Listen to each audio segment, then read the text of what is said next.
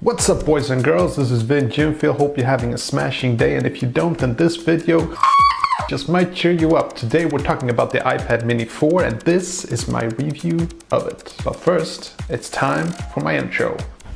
Hit it!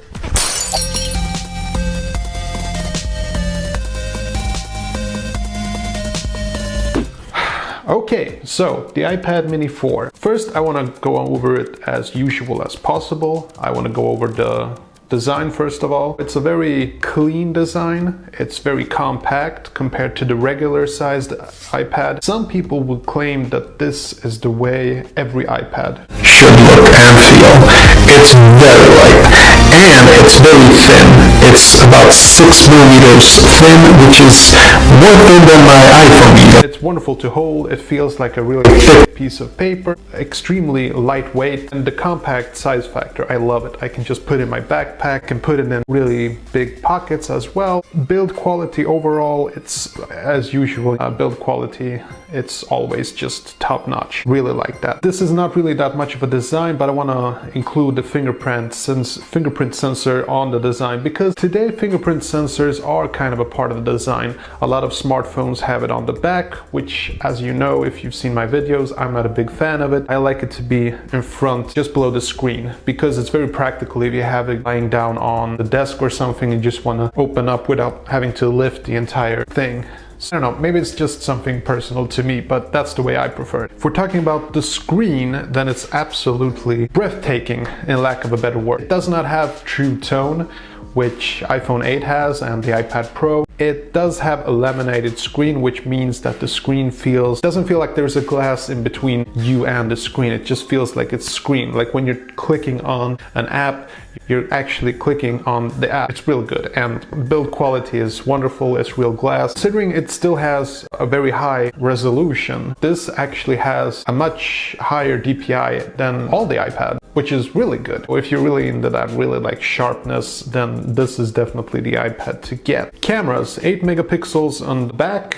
I think it's like 2 megapixels on the front. It's only 720p on the front-facing camera, which I would have preferred to have it like 1080p, because then I could vlog. Back camera does have 1080p, so that's good. To be honest, I haven't taken that many pictures and videos with it, so I don't want to show you too much, because it's kind of pointless. If you're buying an iPad to take pictures and videos, and if you want to do that, then you should absolutely do so. But to me, it just feels sort of like not really my cup of tea. Battery life is just as you would expect from all the iPads. It's superb. It has never changed. It's still 10 hours of good use, which is wonderful. Performance, this is an interesting aspect. I think this is gonna be the aspect of this review that's gonna perhaps be the thing that changes your mind about the iPad and all the iPads in general. So if you're looking at Geekbench results, they're on par with the iPhone 6 and iPad Air 2, which is a really good result, at least if you're using iOS 10, which I'm using on this iPad. I have not upgraded to iOS 11, and yes, iOS 11 is really an amazing uplift, especially to iPads, but I refuse to do it because I think iOS 10 is basically more fluid. Now, this is going to sound strange. iOS 10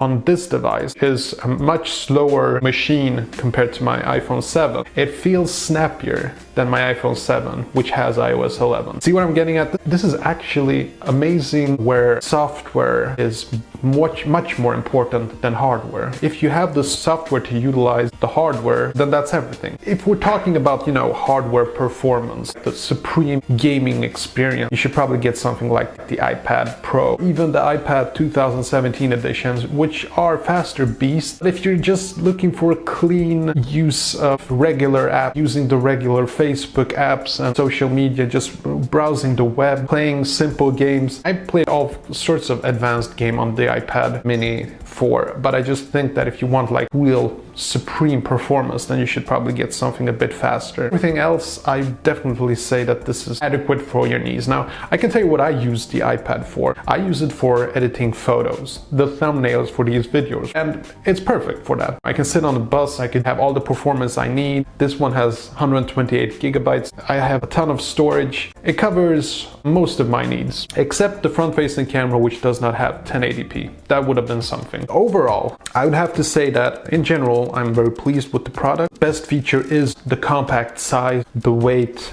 and the thinness. This is gonna last me a really long time. As long as I don't have to upgrade it as much when it comes to iOS, I just think that it will cover most of my needs for many years to come. I also do wish that the fingerprint sensor would have been a bit faster. It's not as fast and snappy as my iPhone 7, but it's not a real deal breaker. I don't even think about it anymore. When I first started playing with it, I noticed that there was a slight delay. Now I don't even notice it. Yeah, it's a bit slower, but it's not a big deal breaker or anything like that. Nah, in general, it's a really good tablet for browsing the web, playing simpler games, social media, buying stuff on eBay. It's a wonderful device. The thing that you can like hold it like this with one hand, or you can palm it, it makes a huge difference to me. You know, it feels like you have a really big iPhone. I absolutely love the design and everything. I also have a review of the smart cover and a bug cover, which I do recommend if you're going to use this outside. It will protect your iPad a lot. I definitely recommend that you check that out. Yeah, if you have any questions about my iPad Mini 4, you can just leave it in the comments section below. I'll be more than happy to answer any questions you have about it. Yeah, hope you enjoyed this review. And if you did, you know what to do. Hit that like button, subscribe if you haven't already. Oh, before I forget, I have a really cool contest. All you have to do is guess what's in that box. And if you